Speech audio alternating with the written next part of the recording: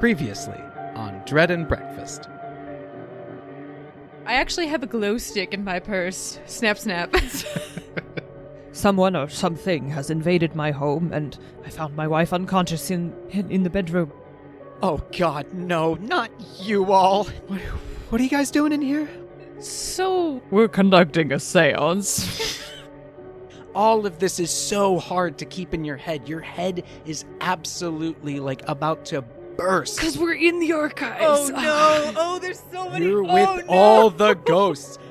With glowing red eyes, you all see Herb. This fuck has the rot! This fuck has the rot! I have a fire extinguisher!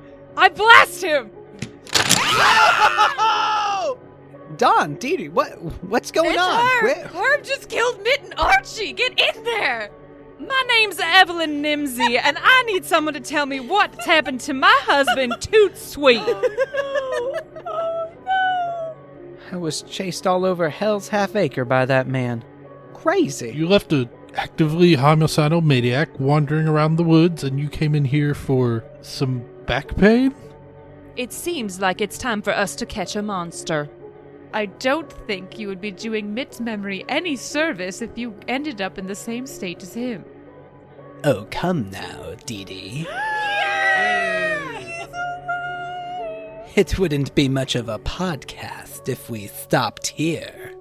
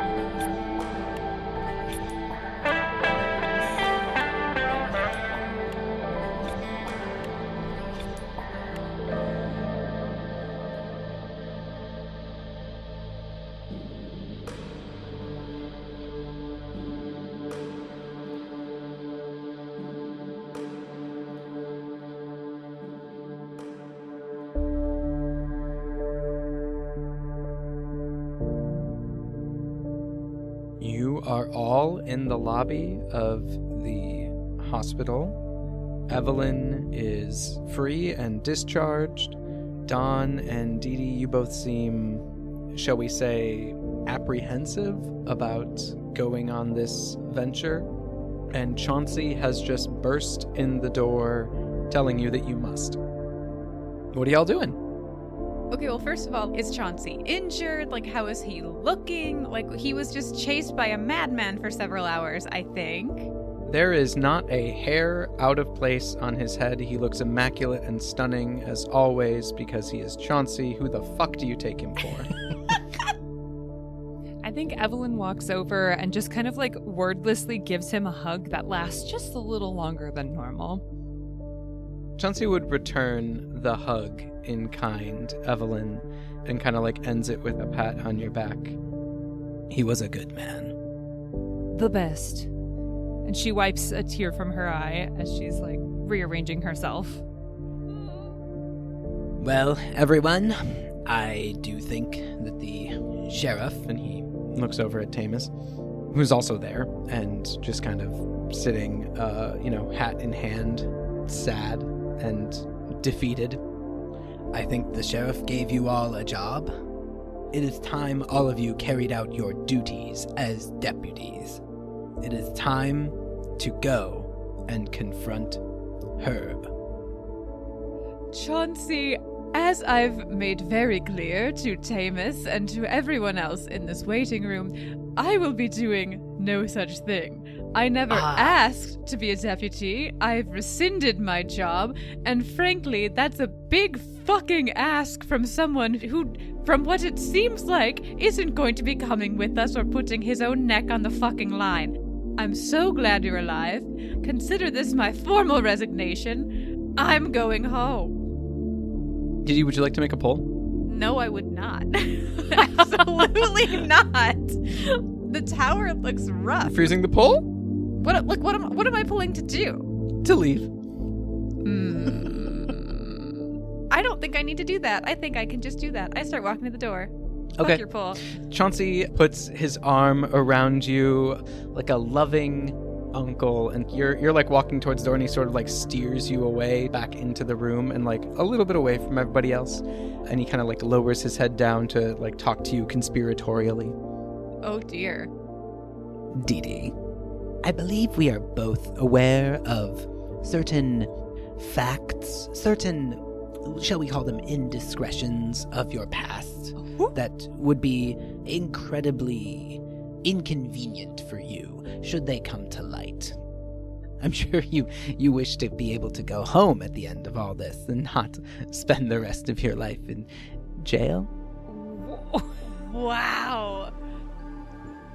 I'm sure you're referring to nothing but vicious rumors, Chauncey. And why do you care so much anyway that we are the ones to apprehend her? Didi. It's almost like we're little actors on your own little personal stage. Where do you get off? Huh? This is absolutely ridiculous. As the president of the Historical Society, the S is silent, of all Spillman, the S is silent, it is my job to preserve the history and greatness of this good town. And I will make sure that that is done under my watch. This is my last year in this role, and right, as such, and so by preserving the history, you should want your members, especially the only person who does anything around here, to not be killed by a shovel by our what was the Herb's fucking job? Our like financial guy? the accountant. Yes, you should want the accountant to not kill everyone. Why not just let the authorities handle it? And Didi, were you part of I've had a double hip replacement, you childish prick. Like, I'm not going after a murderer. Didi.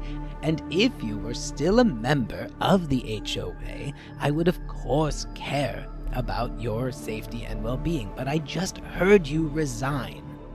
From the deputy statement, not from the HOA. Well, I can take that kind of however I want, can't I? As the president. So you're firing me? You're firing me from my volunteer position? Yeah, if you don't go on the adventure, of course. And you know who will take the role in her place. God Oh, damn it. of course. I'm sure we can always find a wonderful person to give your position to. Someone like Alice? Okay, that one stings, but I still have more self-preservation than spite in me. I'm not doing it. Do you, Didi? Yes. Do you really have more self-preservation than spite? It's really fucking close, I'm gonna be so honest with you. But Well, that's really unfortunate. I trusted your rage. Chauncey, you were not in the room. You did not see one of your friends of over 30 years get a shovel pop out of his ribcage, and your other friend of almost 20 years get his skull caved in front of you. I've witnessed a lot of death, unfortunately, in my time. Those were brutal. I'm not facing that. Didi, would you like me to dig up your flower beds? What would I find there, I wonder? Some lovely snapdragons and begonias. And further down, 6 feet under, perhaps? I think her grip tightens on her cane, but she says nothing. See, Didi, you're making me a villain, and that's not what I wanted. I would love it so much more if you would volunteer to go on this, rather than us rely on... And we both looked at Tamus, who is just kind of like spinning his hat in his hands. Others to do this job. I have weathered many tragedies in my lifetime, but none as insulting as this. To have my character called into question, to have some of the hardest times of my life weaponized against me from someone I called a friend. We're still friends, Didi. I don't think so. Oh. Okay, well, that's, bummer. Are you going? Oh, I hate this so much. Oh. You can go, or I can dig. Fine. I'll go. But Chauncey, let me make one thing abundantly clear.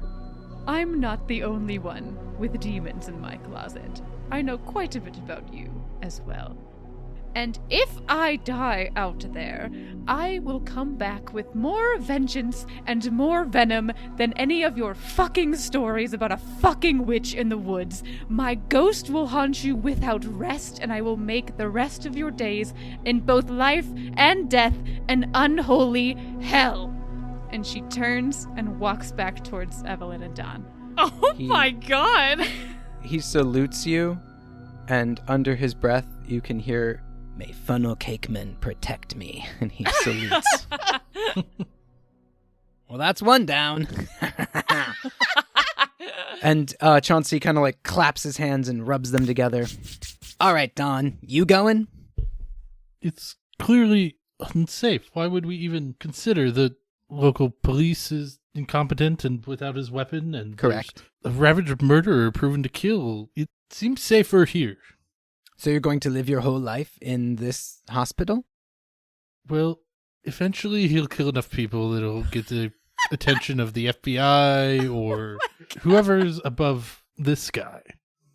Now that is an interesting idea, Don. I did not consider that, if I'm being quite honest with you.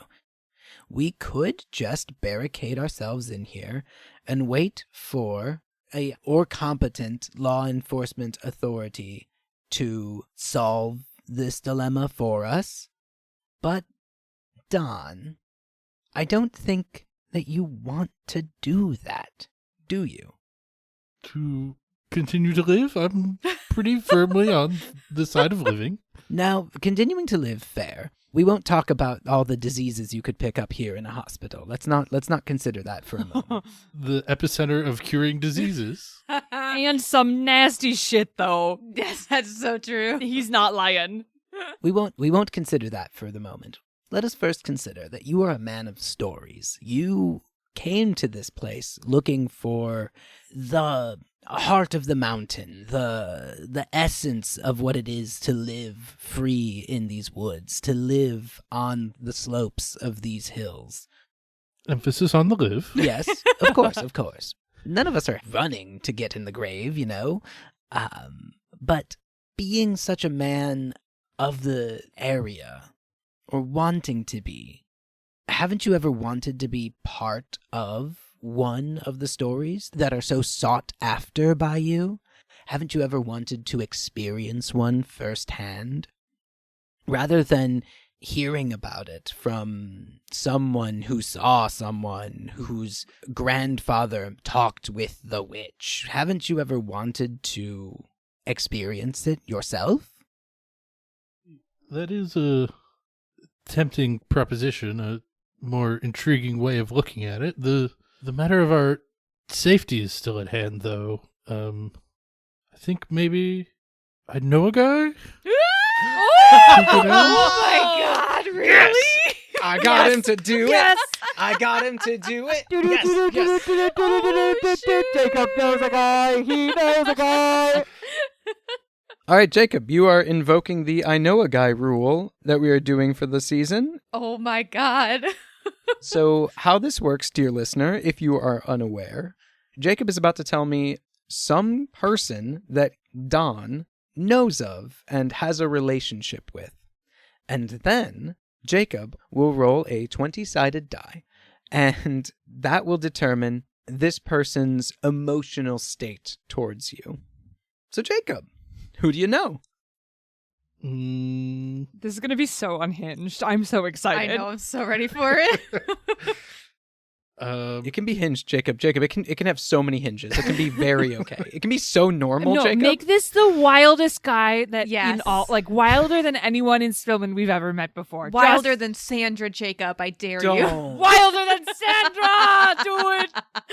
You have it in you. You've been training for this moment, Jacob. I believe in you. Jacob, you can make it normal, and that's okay. And I'm not trying to put any pressure on you. Whatever man you know, or man or woman or person you know, is great. Wild.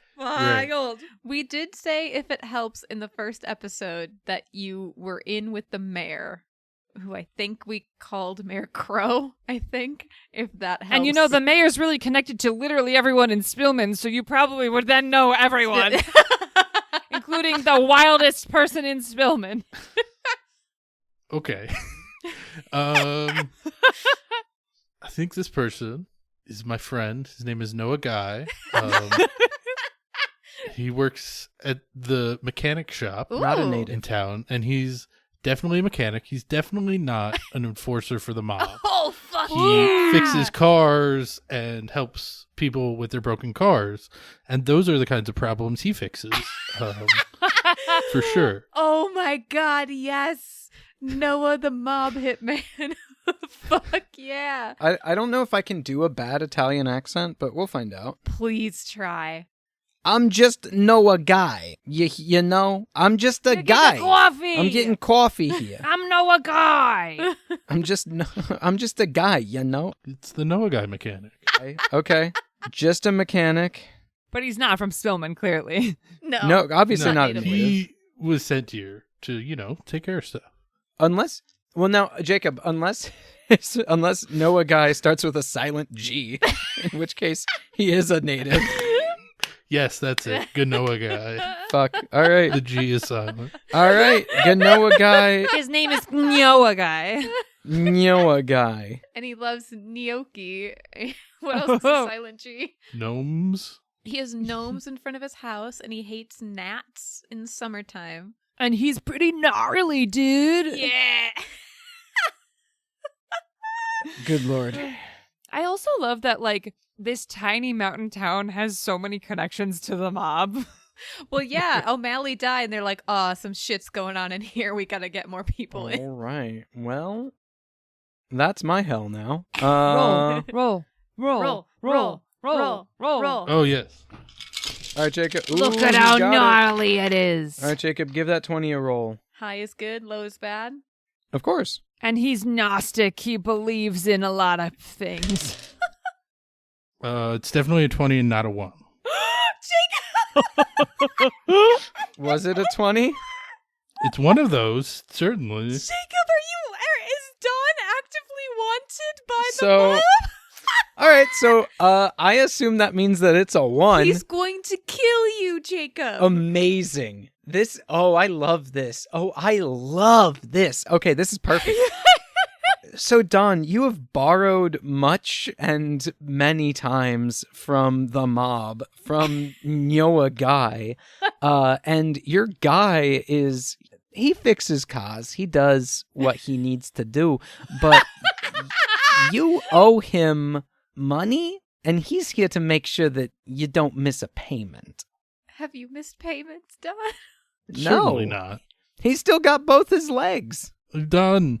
I think it's exactly just by. How have we encountered Noah? You haven't yet. He just exists now. He is conjured. He is conjured into the world, and you can now go talk to him. And he definitely has weapons. Like, he's definitely got bad stuff. But does he have a sword from the archive? No, he has a Tommy gun Oh, shit. in a violin case. Play me a concerto, buddy. Jacob, thank you so much for using your I Know a Guy. I'm so sorry. Now, it's interesting. I guess we don't have to talk to him. We can just have conjured him and he never comes in. Yes, yeah. No. I Know a Guy, you roll a 1, and it's like, well, fuck, I'm not talking to this guy. Yeah, you don't have to, except it looks like he's about to burst through the door to confront you. Oh, no. Because you owe him money, and your payment is tomorrow. Ooh. you guys see walking in the door the most Italian man that you've ever seen in your whole goddamn lives. He bursts through the door and he goes, "Where the fuck is Don?" I guess I'm going to walk up to Noah as frantic as I can and just turn on the panic. It's like, no. Oh, thank God. Noah, you're here. You're here. We need your help. Don, what is it? You must have heard there's been a terrible commotion, and amongst all the vandalism and the general unrest, there's now been a sudden murder, and we need to catch the perpetrator or the whole town might go up in smoke. That'd be a real shame for some people. Where's your payment? It's at the bar. You know it is. I always pay just on time. Uh-huh. This isn't about our business, Noah. This is about the town, the city, this great city of Spillman you call home. There's a madman on the loose, and he's out to get everybody, as far as we can tell. It's really quite terrifying, and I can't think of a better person to help us navigate these troubled waters than you, my good friend Noah. Remember all those nights at the bar, swapping stories, drinking for free, getting free drinks? We've formed a bond, you and I, Noah, that I feel is deeper than the business I have with your boss, Luigi. We're friends, and we need your help. Mr. Luigi, we can leave him out of this. Mr. Luigi is my father. All right, Jacob, you're trying to convince this mobster to help you. Make me a pull. I can happily do this. I feel like with a 1, you're lucky he didn't come in and just punch you in the fucking face to start. Yeah, really. with. We established it's due tomorrow. I have time. Ooh, okay. Okay. Easy peasy. I've heard there's some dickhead running around here trying to, I don't know, kill people with a shovel? I don't really understand. You need my help in order to keep your payments coming on time? Is that my understanding? No, yes, as I understand it, dead men pay no bills. That is true. And again, for this here great town that we all love so much, and our friendship, and all the free drinks. It's a real gem. It sure is. All right. What would you like me to do? Just generally protect me and I guess us as we go about our investigation and track down this killer, and then, probably do your thing when we find him. It's probably not a lot of bringing him to justice without bullets, I would presume. Where did we say he was again? Where are we going?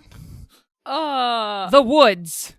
Oh, I was going to suggest, his house, maybe. Also, hi, Noah. Nice to see you. How's the family? I do have another dent in my bumper that I would love to talk to you about maybe later. If you could squeeze me in. Noah lights up a cigarette. A nurse runs over. Sir, you cannot smoke in here. This is a hospital. I think he blows the smoke in her face. Oh, wow. And says, uh-huh. And turns back to Dee Dee and says, yeah, we can take a look at that tomorrow. That gonna be okay for you, Dee Dee? Oh, that's perfect, darling. Thank you. Good to see you. Do you still have your flamethrower? No. I've never had a flamethrower. That would be quite illegal and unethical. Oh, Tamus doesn't have any power. You're fine. Yeah, he's quite useless, as he's proven, and I'm sure you know. I feel as though that's really kind of unkind right now. There's a giant man out there in the woods trying to kill folk, and I did my best just getting away from him. Oh no, a minor inconvenient crime happening over there. Somebody's vandalizing the washrooms. Don, I will take care of that. And he gets up and he goes towards the washrooms. And now, Dee Dee, no, I do not have a flamethrower. However, if you wished for me to have my very legal and reliable, he's looking at Chauncey, device that does shoot out flames, but only so that I can heat up the plastic siding of cars so I can get the bends out of them, I would certainly be happy to bring that along. if that is what you are asking. That would be swell. And if you were to make a pull for this item. You know, I think Evelyn Nimsey hasn't made an introduction pull yet, so maybe she could do that instead. Didn't I make Evelyn make an introduction pull? Did I not? No. I'm sorry, Christine is so betrayed right now. Christine is so betrayed. Christine is so betrayed. Christine is so upset. Oh. I was sitting in the corner grieving, and now I have to pull, apparently. Sorry. Well, the funny thing is that this just makes the pull for Dee Dee worse in a second. Hey, Evelyn, would okay, you make here me an we go. introduction pull? They're spiteful, sorry. and they're fighting. They're spiteful, and they're fighting. Okay, thank you, Christine, for making your introduction poll absolutely at the correct time that you were supposed to make an introduction And poll. for a flamethrower. And no, you No, that was just her introduction poll. This was, oh my God. That was your deal that you were negotiating, and you have to pull for it. Fight. You know what? We maybe don't need that. So I don't think we should go after her. Okay, the propeller spins. We catch up Noah. Here, it's her, blah, blah, blah. He has the rot, etc., etc. Oh, he's got the rot? Yeah, it's not great. Red eyes and everything. Gross. Has his skin started falling off yet? Not yet. He hasn't gotten to the slush phase? No. Now, if the slush phase is an option, can we just wait for him to naturally degrade? I love that plan. Dee Dee glances over at Chauncey to see if that's acceptable. Chauncey's like sitting like a goblin on a chair. Like you can tell this man is not neurotypical. That was never on the table. No. He's like crouched in a chair, hunched over, like with his fingers twiddling, going like, that would be so bad for the podcast. That would be so bad for the show. God. Well, now that I think about it, if we let him get to the slush phase, then that might contaminate the surface water here in our beautiful town of Spillman. And if my garden has anything to do with it, we can't let that happen. I suppose I don't want anyone else to die, but I don't think we should go running out into the woods without some sort of plan. I'm open to ideas. We're all marked for death, so I assume he's looking for us. Do we just walk out there and say, "Hello, Herb, come get us"? Hey, that sounds pretty good to me. Y'all just go put a big target on your backs, and I'll just wait back here. You know? You're coming with us, I'm pretty sure. Now, hold on. Was Alice marked? The entire HOA was, and she was in there. Great, I know who our bait is. Yeah. Devious. Yes. Devious. Wasn't she on the volunteer light hanging crew at the Harvest Festival? She should be at the center of town just about now, I think. Oh, my Lord. I just want all of you to know that this is all happening, and 100%. There are 2 receptionists looking with absolute terror at all of you, and this like... These people who have been here for the past 3 hours. Yeah, these like this one woman who got discharged yet refuses to leave. These 2 absolute goobers, like... There's this technicolored gremlin in the corner, like hunched on a chair, twiddling his fingers together. And then there is a clear mobster just smoking like it's going out of style in their lobby. And they're just, you know, I just want to set that as a scene. Great, so done. So I think we find Alice, we get her to come with us into the woods, and we just wait for her to get killed. And then we jump her. Sounds like a plan to me. Amazing. We can't actually let Alice die. That seems gauche. Surely we would probably try to stop her before he gets to her, but I mean, if we're going to dangle somebody out there as bait... It should be Alice. She'd be so thrilled. She would volunteer for it, I'm sure. Evelyn, are you on board? Well, you know what? They say when an ass starts whistling, there's only one outcome. Perfect. We go find Alice. As you guys see that and you're like walking out, we see Noah take a drag off the cigarette and sort of look to camera. Makes you kind of wonder what she must have done. And then follow all of you guys out.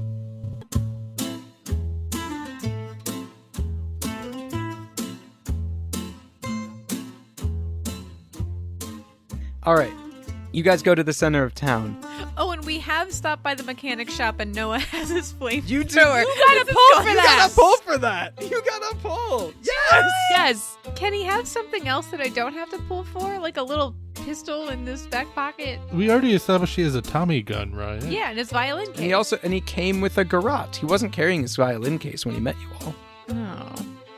I think you mean a gnat. Oh, yes, a garrote.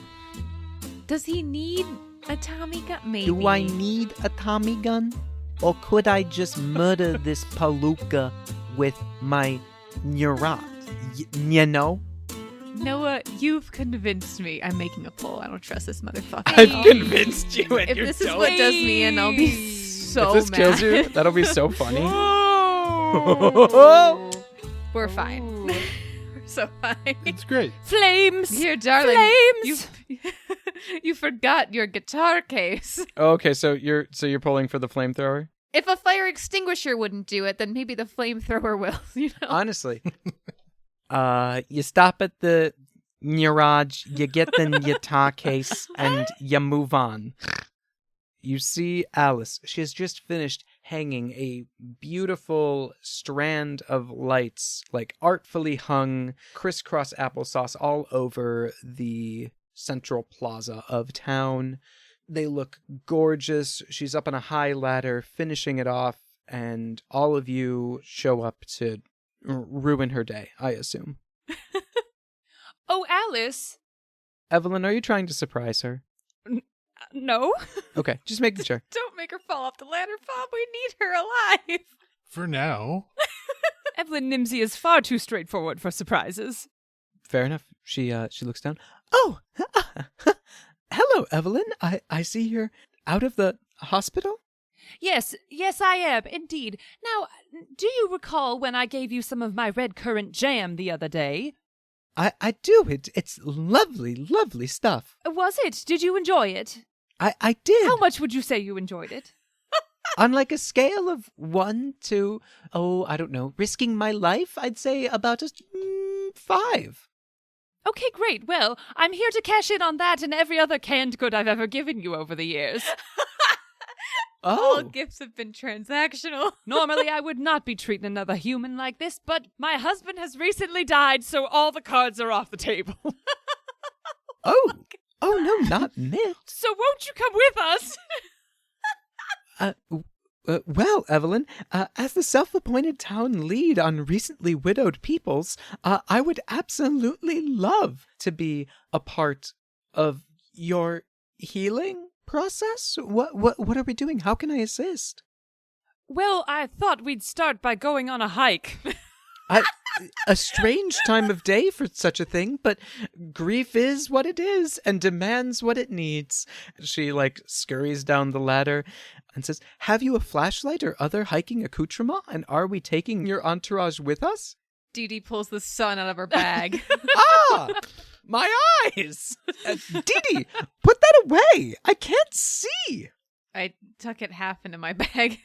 That's just good enough to call it a flashlight, and that's fine, I guess. Don't look directly into it. You'll be fine. Now, come on, let's go. Oh, okay.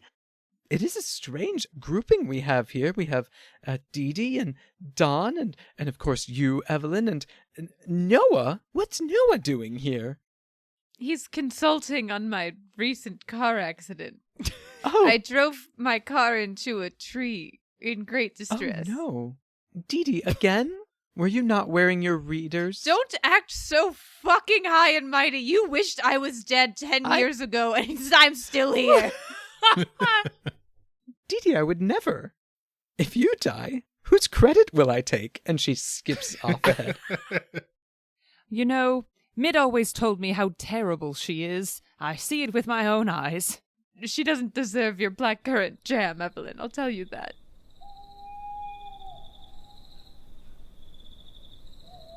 And thwack, we are now in the woods going on a random hike. And we're all like 20 feet behind Alice. Just like we keep walking slower so she gets further ahead of us. Evelyn, it is a little strange that I'm so far ahead. Oh, the grief.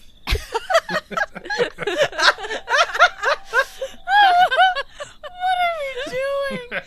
You're putting a lady 20 feet in front of you, hoping that a crazed murderer jumps out of the woods and tries to kill her.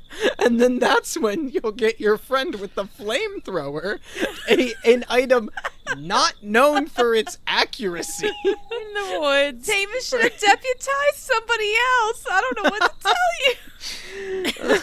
Well, this is what you get when you blackmail two people into doing what you want them to do. I'm sorry. And the other person is blinded by grief. I thought that would make for a bad show if we just waited at the hospital for the rest of the episode. I don't think you're wrong, but this is just how the chips be falling. I should have just had him attack the hospital, I guess. Fuck me. I think that's a war crime.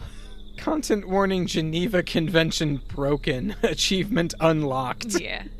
I think you mean the Geneva Convention. Oh, it's the forest. It is very dark, except for the places where the sun stick is shining. I think the wisest thing would be to retrace either Derek or the hiker's steps, because we know that Herb has been on that path before. Like, I don't know if he has like a hunting ground necessarily, but... Ooh. Okay. So you're all walking up the hiker path. Dee Dee, you're keeping your handbag like cracked open, so there is this like thin, very bright sliver of light that illuminates like everything that it touches, but you're not able to see things clearly. You're able to make out just like the tiniest bit in front of you. You're able to stay on the path. There is still looming darkness on either side. Alice is walking ahead of all of you, just trying to say nice, calming things to Evelyn, who has just lost her wonderful, kind of know-it-all husband. You sure do know how to comfort a woman. I've been told many times in my stint as the self-appointed town lead on recently widowed peoples. I'm also the chief comforter in our comforting class. What you do in your free time is on you. And you are all tense, waiting for the thing that you know is going to happen. You are waiting for a figure to step out from behind a tree. You are waiting to see the hulking figure appear from around a bend, to step out of the undergrowth, to rise up next to Alice and attack. What's the marching order? We know that Alice is in front. Where's everybody else? Dawn is close to Noah, probably just behind him. Dee Dee would probably be at the front of our little group since she has the light. And I think Evelyn is actually kind of moving around, popping up to keep Alice on track. She's also like staying back, and you notice that she's been like gathering long vines as she's been walking through the forest and like weaving them together into a longer cord. So Evelyn, you would say that you're last in marching order? No, I'm like moving back and forth. Evelyn is wherever the danger isn't at that moment. Yes. Okay, fair enough. So then it sounds like, Dawn, you are actually last, which is interesting. All of a sudden, while you all are walking through the woods, you see a pinprick of light illuminate in the distance. This red glow. And it starts to get closer. And you shine the sun stick at it, Dee Dee. And it goes out. And it reappears around a tree, and you see this red moth. A red Spillman moth. And it flutters around all of you. It takes a pause in front of each of your faces and kind of just stays there for a moment before flying on. What direction did it come from? Like straight ahead on the path. A little bit off to the right in the woods, but from ahead of you. And where are we in reference to the mines? So the mine tunnels are deep and wide, and they kind of spider web underneath all of the town. But you're not close to like the head house or like the entrance to the mining operation. Evelyn, are you super familiar with the layout of the underground network of tunnels? Well, my husband spent so much time with Chauncey that I just naturally absorbed quite a lot of information about the mines, actually. That's so fair. Okay. You would know then, Evelyn, that you guys are fairly close to one of the many air shafts that pockmark the whole forest area. And it's why it's usually considered not safe to stray from the paths in the forest. And as you're contemplating this, as you're thinking about it, you see another spot of red light.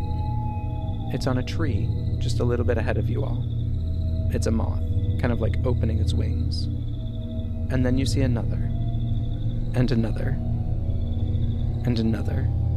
This wash of red flows over the forest, and you see all of these moths that had, up until this moment, been completely still on the trees, not moving an inch so as to give themselves away. They all unfurl their wings and let loose a red bioluminescence. And as this flood of red light envelops all of you, you hear a crash in the undergrowth, and you see this hulking figure burst out, brandishing a shovel, and make a swing at... I'm just gonna roll for it.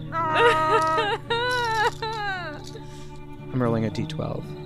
7 and above is Alice, 1, 2 is Marissa, 3, 4 is Jacob, and 5 and 6 will be Christine. What about Noah? I like Noah too much for him to go first. Alice. Evelyn takes the cord of ivy that she's been weaving and lassos it forward around Alice's ankle and yanks her out of the way. Fuck yes! That's gonna be a pull, but I love it. She's a crafty bitch who knows her plants. Oh my god. And she was in like 4-H and has lassoed a bull in her day. Yes, you know it. Hell yeah. That was great, Evelyn. Thank you. And as she drags Alice towards her, she says, "You didn't think I'd let another one of us Spillmanites die, did you?" Oh. I elbow Noah. Now! Get him! Get him! Yeah, that's the guy. Get him. And Noah steps forward, and he takes out the hose to his flamethrower, definitely a legal car fixing device here, and he clicks it, and nothing happens. And he clicks it again, and nothing and he shimmies around in the back, and the canister in the back is just completely empty and devoid of fluid. Well, shit. Critically so. Critically low? Jacob, you could say that this man has just critically missed his target. Dawn, do you have any alcohol on you? But of course, at least one flask. I think we have everything we need. Oh boy! Oh no. You see Herb kind of turn to all of you, and he kind of hoists up the shovel and shoves it into the dirt, Oh. and reaches into his pocket and pulls out a jar. A glass jar filled with glowing blue Spillman spiders. And he unscrews the lid. They all scuttle away from his hands, but he reaches and he traps one against the glass, picks it up, and eats it. And as he does, his whole body shivers, and his voice changes. Why won't any of you leave me alone to do my work in peace? Oh, fuck. Are his eyes still red? Are his eyes still red? His eyes have calmed down. Interesting. I wouldn't exactly characterize what you're doing as being in peace, Herb. I'm just trying to cure myself. Is that not allowed, Evelyn? From the rot? You think killing all of us is going to make your illness go away? Go the fuck to the hospital! The hospital won't do anything for me. They pray for those with the rot. I'm taking matters into my own hands. I'm curing this myself. How on earth is this a cure? Causing more pain in response to your pain is never a cure. Evelyn, I'm sorry. Well, that's not true. I'm not. Oh. I'm not. But I'm doing all this to save myself. If I have to do that over the bodies of my fellow man, I will. It doesn't make sense, though. How on earth does taking the lives of others solve your problems? It's not about the taking, Evelyn. It's about what's here. It's about this place. The rot is something that only can happen in Spillman. It can only happen because of what's here. And I need it out. I wasn't about to trust my life to some witch or to the drinks of that senile fool, Fritz. I am saving myself. Seeing all of you bandy about meeting after meeting, seeing your husband always talk of you, there was nothing there for me. There was no one I could turn to. So I took matters into my own hands,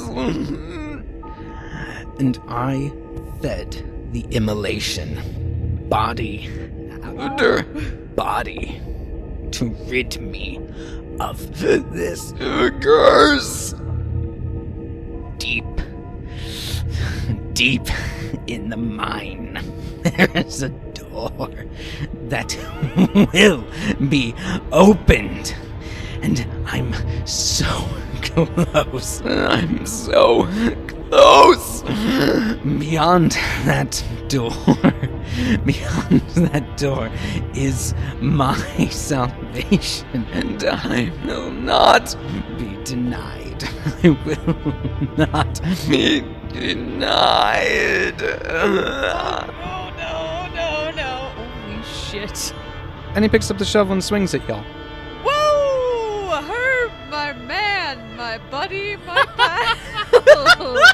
Oh, I was gonna offer you some wisdom, but I think I'll duck instead. Anybody that wants to not get hit with this shovel can make a pull. He's gonna make a... I'll go first.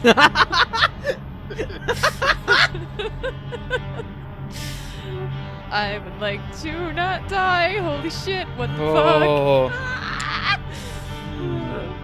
I'll go second. Here we go. It's getting so bad at the bottom, guys. It's getting so bad. Oh no. Also, like on a meta level, that's really cool lore, but on a real level, no, it's really scary. Come on, Christine, you got this. Come on, Christine, you got this. No way! Fuck. I need to listen to my intuition, because I was like, is there a way that makes sense that Evelyn would sacrifice herself in this moment? And I was like, I can't think of anything, so I guess I'll pull. Fuck.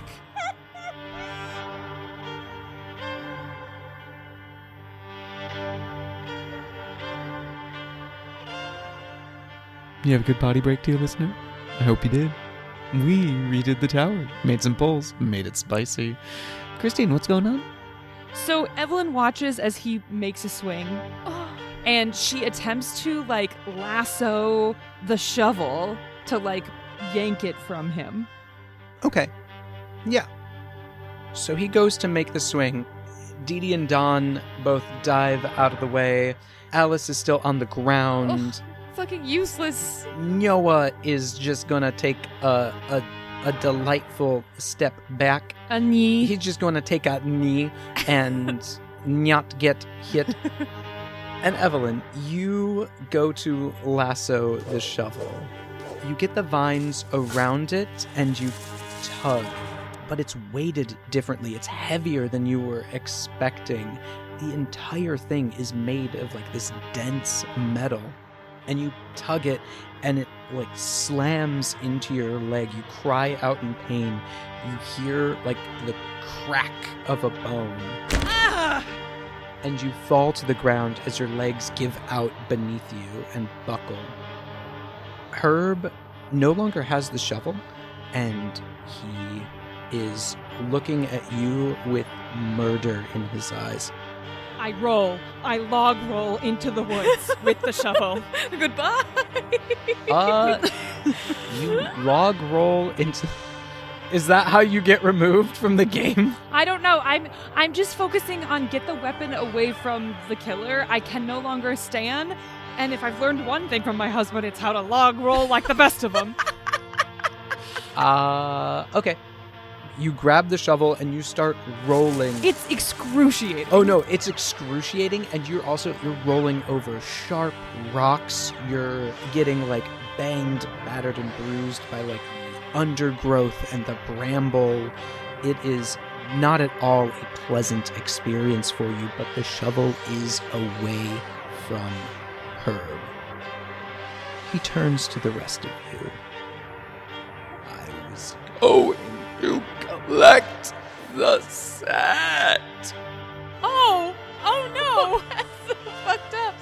Not the Nimsies. The Nimsies will die. Herb, listen What? to me. Listen to me. What? I don't know what the fuck you're talking about, but clearly, feeding people to the earth is not working. You know what is working? be. No, hold on. Do you know what is working? Eating spiders. You were with us in the seance room. You saw it.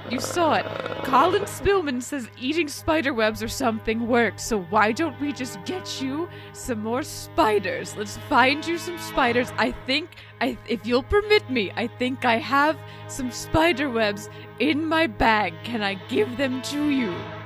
She like has her hands up, you know, like please don't hurt me, but like we want you to get better too. Let us help you. Don would like to take advantage of this fantastic distraction. Yes. He's going to pull out his flask, take one last sip, and give it to Noah. Yes. Like, I hope this helps. Yes, my boy. Yes. 100%. Yes. Yes. So here's what we're gonna do. Dee Dee did not lie. Well, about most of it. So Dee Dee, you're trying to distract her. Are you trying for him to not see what Don and Nila are doing behind you? I would like for his attention to be on me, and I would like to reach slowly into my bag. Uh-huh. I grab the glow stick and I break it in his eyes. The spider thing is real, though, but... I love that your stress response is throw liquid in eyes. Yeah. But, like, it's chemicals. It's gotta, like, blind him, right? Okay. Like, I don't... Yeah. Jacob stabs, you blind. You break our only source of light, and we hope that keeps working. No. This is I great. mean, the chemicals will still be glowing, so we can see where he is all the time. He's just gonna be a giant flashlight. And then to get out of here, we just have to drag, hopefully, his corpse. Make me a pole. New tower, just as bad as old tower, but yeah, I will do it. Self-preservation and spite for... Oh my god! Wow. Oh my god. She was so close! She deserves it, though. Let's be so real. Now she's gonna have to face all of her ex-husbands in the afterlife. In hell. Someone carry on the necrology for her.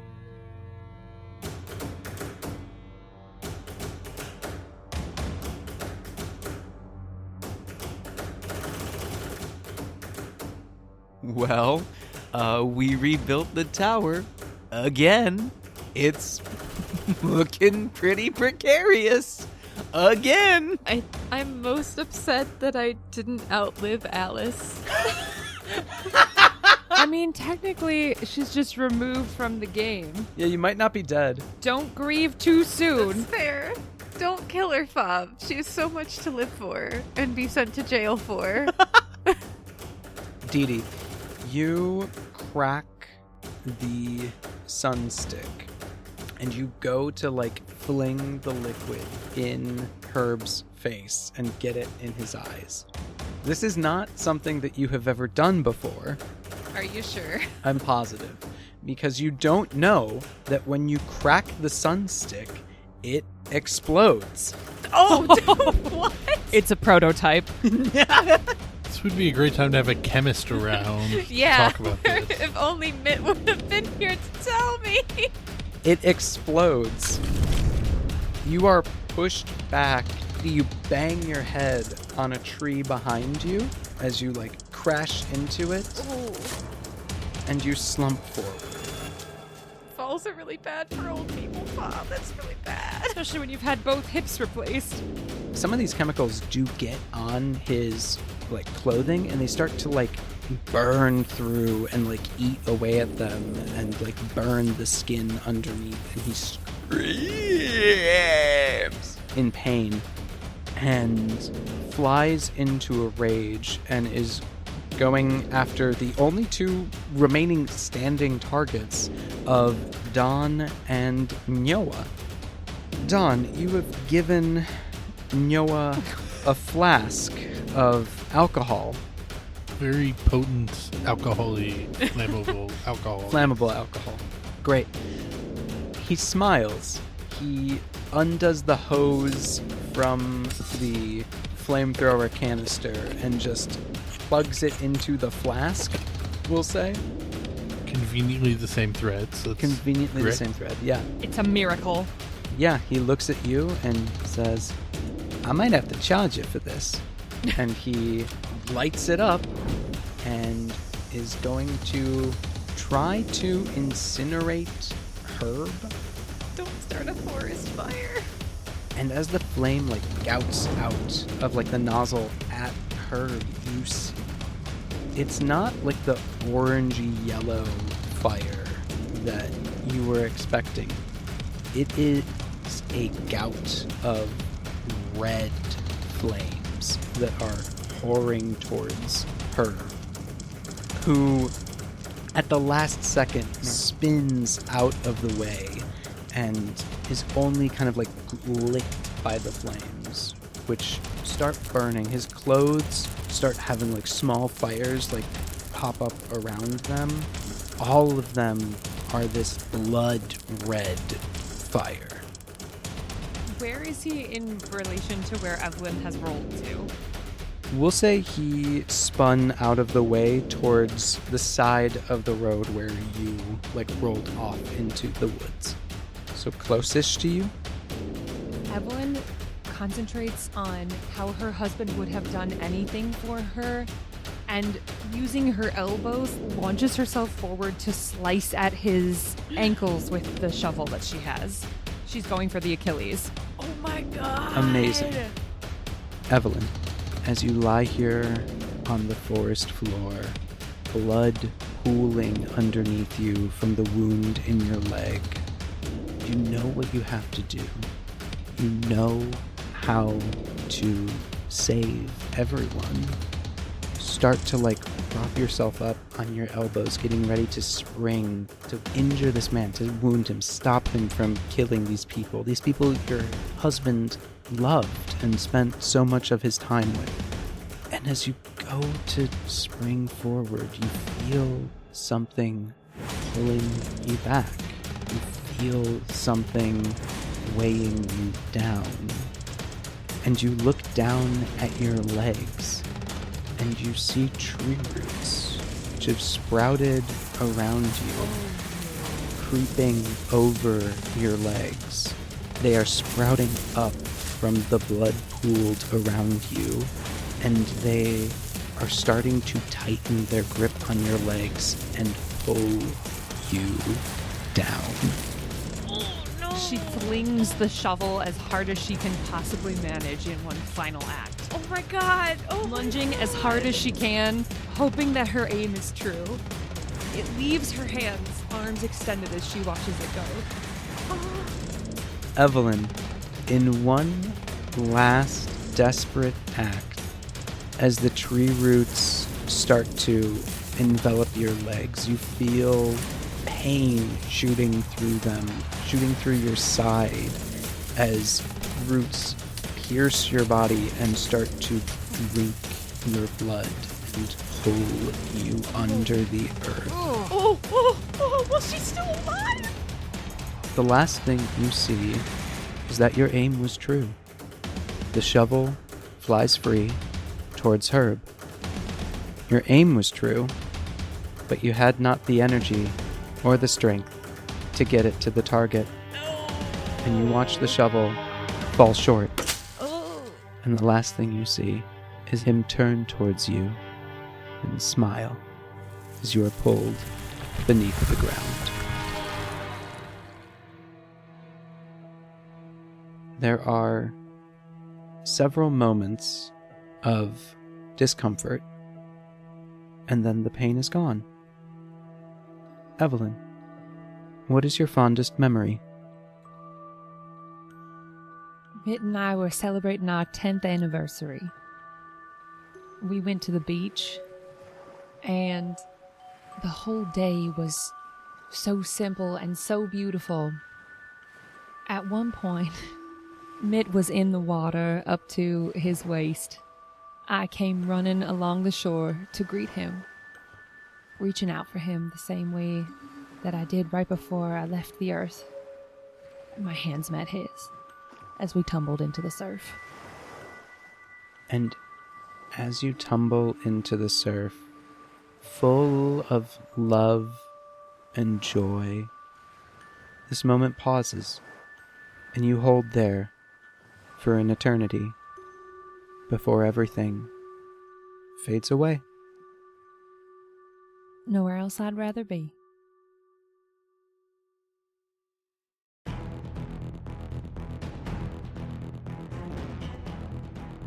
Dawn.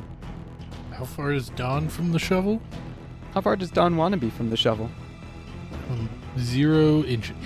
Want to make me a pull for that, friend? Jacob, be so careful. Jacob, be That- so careful. Jacob, be so careful. There's literally one... Jacob, you have to sacrifice yourself because that's the only way to ensure. Oh God! Fail. What if we don't fail? Oh!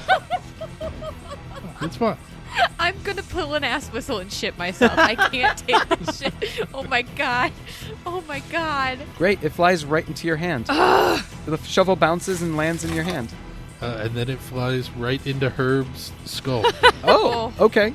Brutal. You chuck it like a javelin straight at the man's head. Make me a pull, my guy. Happily. This is the last Yeah. one of the game. Yeah. All cards on the table. I don't... Yeah. Huzzah. I thought it was gonna fall. I thought it fell. Dawn, your aim is true and your strength is there. The shovel flies and impales itself deep into Herb's skull, bisecting his head. Oh my god. And he falls to his knees. His eyes glaze over. The fire around him and on his person changes from red to a normal orange yellow, and the light leaves his eyes, and he falls forward at your feet. Wow, that was some throw. You didn't tell me you had all those muscles in your arms. I've been known to lift a few cases of rum in my day. It comes with the territory. Cases of rum did that to you? My God, man. We go through a lot of rum, Noah. You should know. That I do. And I'm going to need a double tonight to deal with all of this. Double shot, double the price for saving your life. That sounds fair. We'll figure something else out. Are we picking up your friend over there or what?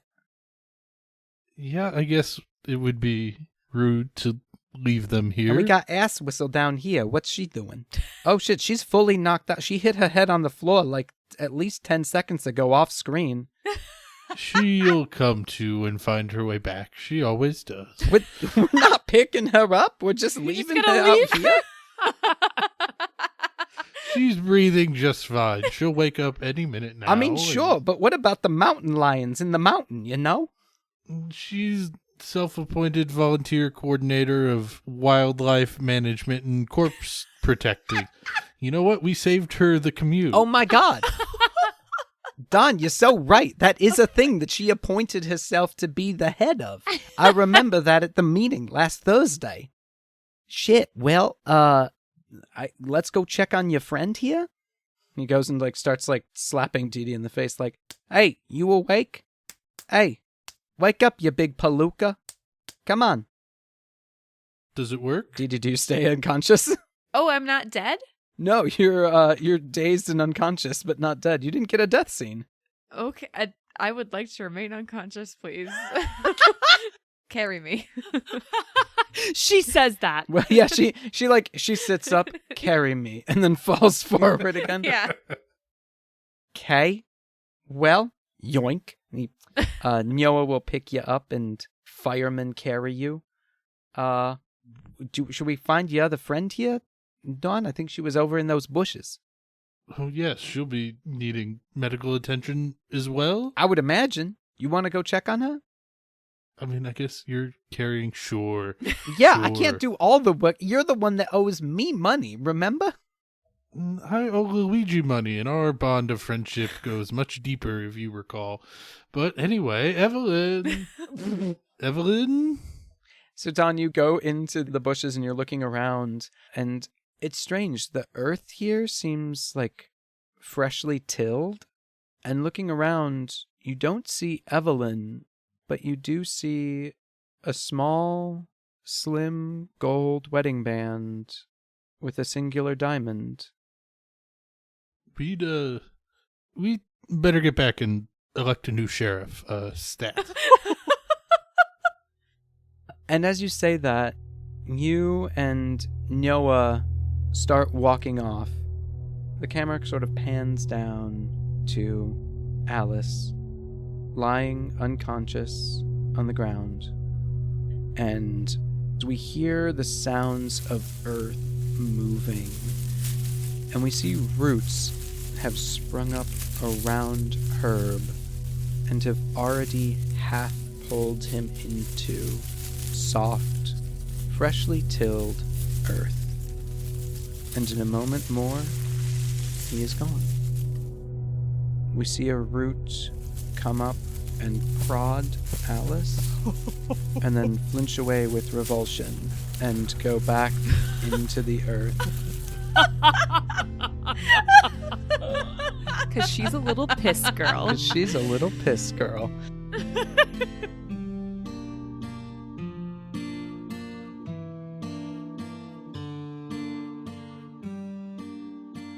The next few days are a blur. The hikers' bodies are claimed by understandably distraught out-of-town family. Derek, Archie, and Mitt are interred in above-ground mausoleums, as is the custom. No one could find Evelyn's body, so Mitt was buried holding her wedding ring. Though they don't share the same grave, their names share a tombstone. Herb's body is never recovered, and he quickly becomes a local legend. Some say he still stalks the trails, waiting for another victim, and on moonless nights, when the wind blows through the Colwood trees, you can still hear him howl. Dee Dee is in the hospital for several weeks. Recovery is slow for someone of her indeterminate age, and when she is released, she won't be going home. Her family finally makes the decision to take her keys away, much to the cheers and safety of all Spillman.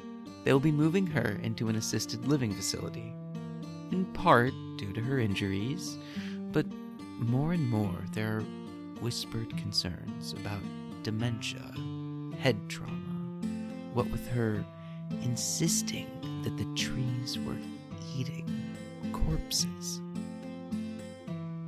we see one last scene. The opening day of the Harvest Festival.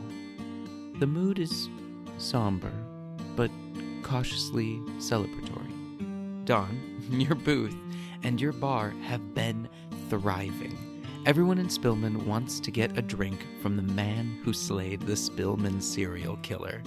You might even have enough cash to pay Noah easily this month. We see the main stage, where a small crowd is gathered.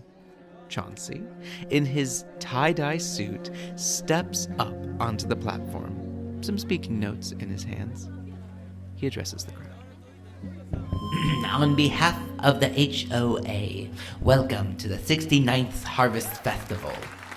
We wish that all our friends could be here with us today. He takes his hat off and holds it over his heart.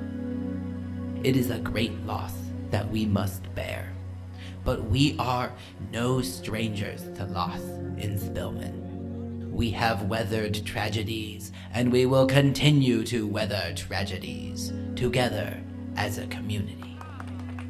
In times like these, I'll let our town founders' words speak for themselves. Through the generosity of the Spillman family and the hard work of our new head HOA member, Alice Asweasley, Fuck you. I'm pleased to share the following excerpt from George Spillman's address following the second worst mining disaster of our town's history. Not to be confused with the mining disaster of 1899. Words cannot begin to describe the feelings we all have today. 37 fathers, brothers, and sons have been lost, and dozens more injured. And as Chauncey is speaking, a chill runs down the spine of every onlooker, and the smell of vinegar wafts over everyone present. And you all feel the presence of George Spillman, who is with you all as a ghost. As Chauncey goes on, you all hear the memory of George's voice as he gave this address many years ago. This is something that should have not only never happened, but will not ever happen again in this town. The men who caused this needless loss of life have been identified, they have been found, and they have been dealt with. They will never harm anyone with their gross negligence again. Of that, I am certain. But blame and fault are not all that I am here to speak about today. I am also here to speak of the courage and bravery of many of you gathered here today. Pyotr asked for volunteers, and 12 men did not hesitate to climb in to rescue the survivors. Of those 12, 3 paid the ultimate price to save their fellow man. This is the Spillman way. We rise to the call of duty.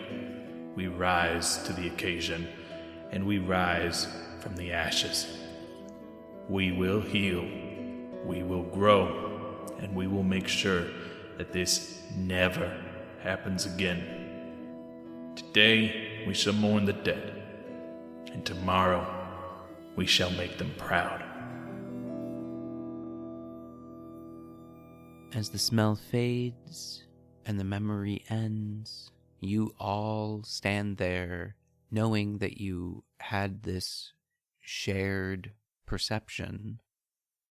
The silence is broken by Chauncey, who, holding the microphone, shouts, Best Harvest Festival ever!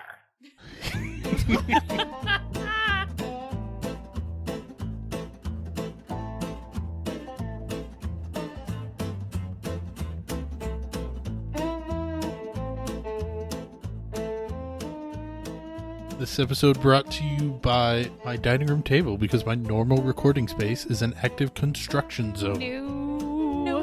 No.